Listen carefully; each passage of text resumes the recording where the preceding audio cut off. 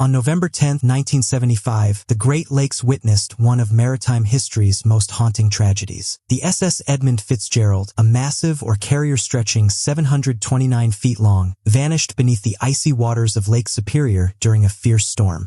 All 29 crew members perished, leaving behind countless questions and theories. This magnificent vessel, known as the Pride of the American Side, was considered unsinkable by many. She had served for 17 years, carrying iron ore across the Great Lakes without major incident. But on that fateful November evening, something went terribly wrong. The ship left Superior, Wisconsin, loaded with 26,116 tons of taconite pellets, heading toward Detroit. Captain Ernest McSorley, a veteran sailor with decades of experience, commanded the vessel. Weather reports predicted a severe storm, but no one anticipated the catastrophic outcome. As darkness fell and winds howled at over 50 knots, the Fitzgerald disappeared from radar screens forever. Today, we dive deep into the mystery, examining evidence, theories, and scientific analyses to understand what really happened that tragic night on Lake Superior's unforgiving waters. The morning of November 9, 1975, began routinely for the Edmund Fitzgerald's crew.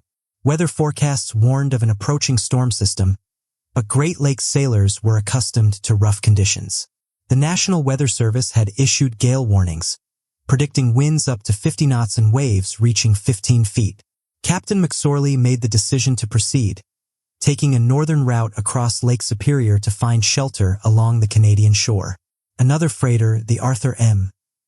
Anderson, followed a similar course several miles behind. As the day progressed, conditions deteriorated rapidly. By afternoon, winds had intensified beyond predictions, gusting to 70 knots with waves building to 25 feet or higher. The Fitzgerald and Anderson maintained radio contact, with captains comparing conditions and positions. Around 3:30 p.m., Captain McSorley reported that the Fitzgerald had sustained topside damage and was taking on water.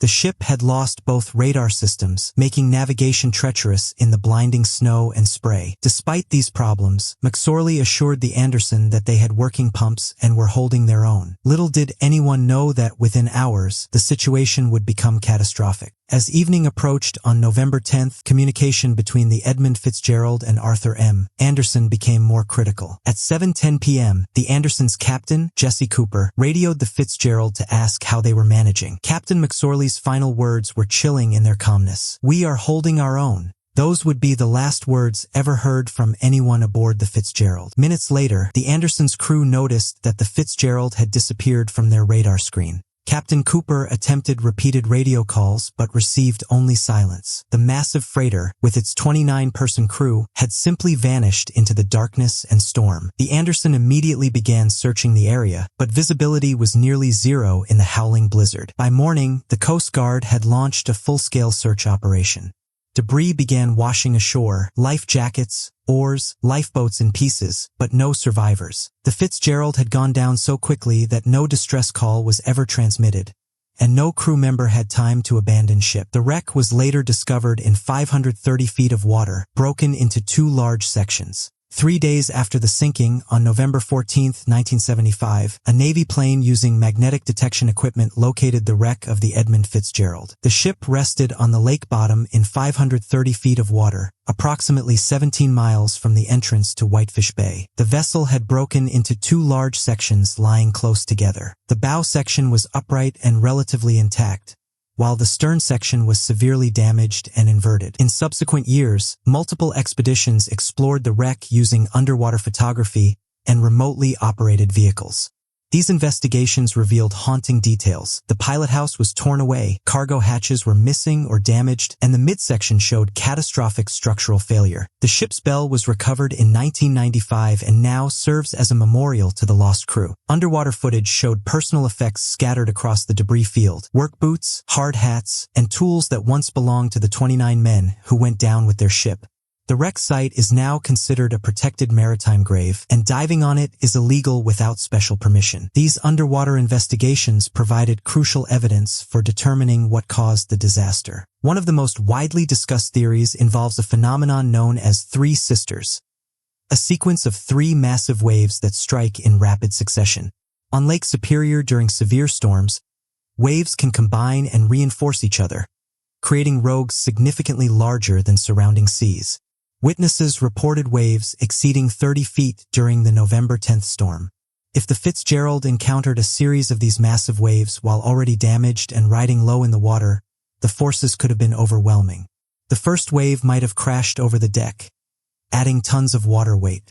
Before the ship could recover, a second and third wave would strike, progressively driving the bow deeper.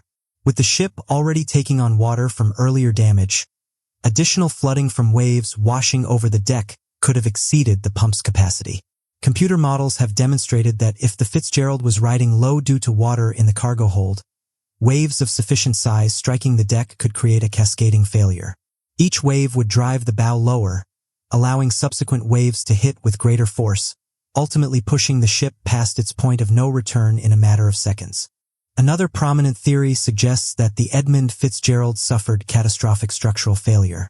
The ship was designed with a relatively flat bottom and large cargo holds, making it efficient but potentially vulnerable to stress in extreme conditions. When a ship rides through heavy seas, it experiences tremendous forces, particularly hogging, when supported by waves at bow and stern with the middle unsupported, and sagging when a wave supports the middle while ends are unsupported. These alternating stresses can cause metal fatigue over time. The Fitzgerald had been in service for 17 years, carrying maximum loads through countless storms. Some naval architects believe the ship may have developed microfractures in critical structural members, particularly around the cargo hatches or along the keel. During the November 10th storm, as the ship labored through massive waves, these weakened areas could have reached their breaking point.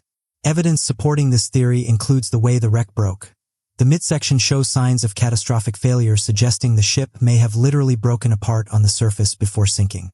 Additionally, some witnesses reported seeing the Fitzgerald's deck sagging in the middle in the months before the disaster, though this was never officially documented or investigated. A third theory focuses on the cargo hatches and the possibility of cargo shifting.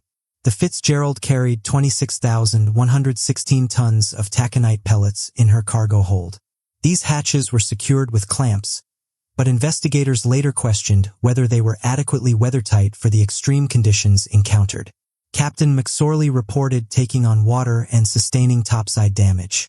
If one or more cargo hatches had been damaged or improperly secured, water could have flooded the cargo holds. The taconite pellets, when wet, would have significantly increased in weight. Additionally, if water entered the hold asymmetrically or if the cargo shifted due to the ship's rolling motion, it could have created a dangerous list or trim problem. A cargo shift would make the ship increasingly difficult to control and could cause progressive flooding. Some experts believe that water entering through damaged hatches, combined with the additional weight of saturated cargo, could have brought the ship so low in the water that waves began washing over the deck continuously. This progressive flooding scenario suggests the ship didn't break apart catastrophically but rather was gradually overwhelmed, sinking bow first as depicted in eyewitness accounts from the Anderson's crew who reported seeing the Fitzgerald's lights disappear suddenly. Perhaps the most controversial theory suggests the Edmund Fitzgerald struck bottom in the shallower waters near Caribou Island. Captain McSorley had reported to the Anderson that he had passed too close to 6 Fathom Shoal near Caribou Island. Some analysts believe the Fitzgerald, riding low due to its heavy cargo and possibly taking on water, may have scraped or struck the bottom in this area. Even a glancing blow could have caused critical damage to the hull, opening seams, damaging ballast tanks, or creating fractures that allowed progressive flooding. The ship's hull was only 3/4-inch steel in most areas, making it vulnerable to bottom contact. Subsequent sonar surveys of the area did reveal a previously uncharted shoal where the Fitzgerald had passed, lending some credence to this theory. If the ship did sustain bottom damage, it might explain why it continued to take on water despite operating pumps, and why Captain McSorley reported topside damage. He may have been unaware of or unwilling to report bottom damage. However, this theory remains disputed because the Fitzgerald's course, as recorded by the Anderson's radar, suggests it should have cleared known shallow areas, though storm conditions and the loss of the Fitzgerald's own radar made precise navigation difficult. Following the disaster, multiple investigations were conducted. The Coast Guard's Marine Board of Investigation concluded that the Fitzgerald sank due to massive flooding, likely caused by improperly sealed cargo hatch covers allowing water to enter the holds. They found that the hatch clamps and seals were not adequately maintained and could have failed under the extreme conditions. However, this conclusion was controversial. The National Transportation Safety Board disagreed, suggesting that massive flooding from a hull breach was more likely responsible. They pointed to evidence of bottom contact or structural failure as more probable causes. The Lake Carriers Association, representing shipping companies, argued that the storm itself was to blame, unprecedented weather conditions that exceeded design specifications for Great Lakes vessels. Subsequent investigations by naval architects and marine engineers have not reached unanimous agreement. What is clear from all investigations is that multiple factors likely contributed to the disaster. The extreme weather, potential structural weaknesses, cargo hatch design, possible bottom contact, and the ship's age and loading all may have played roles. The tragedy led to significant changes in Great Lakes shipping regulations, including improved weather forecasting, mandatory survival suits, improved hatch designs, and updated load line regulations to prevent overloading. The sinking of the Edmund Fitzgerald remains the most famous Great Lakes maritime disaster, immortalized in Gordon Lightfoot's haunting ballad, The Wreck of the Edmund Fitzgerald. The tragedy fundamentally changed how we approach shipping safety on the Great Lakes. New regulations now require regular structural inspections, improved weather routing, better emergency communication systems, and mandatory survival equipment. The 29 men who lost their lives are commemorated annually at maritime ceremonies, particularly on November 10th when the bell at the Great Lakes Shipwreck Museum tolls 29 times. Their names are forever remembered: Ernest McSorley, John McCarthy, James Pratt, Michael Armagost, and 25 others who served aboard that final voyage. The disaster reminds us that despite technological advances, nature's power remains formidable and unpredictable. Lake Superior, the largest and deepest of the Great Lakes, has claimed hundreds of vessels and thousands of lives throughout history. The Fitzgerald story continues to captivate because it combines mystery, tragedy, and the age-old human struggle against natural forces. While we may never know with absolute certainty the exact sequence of events that sent the Fitzgerald to the bottom, the legacy of those 29 sailors lives on, ensuring that future mariners benefit from the hard lessons learned on that terrible November night in 1975.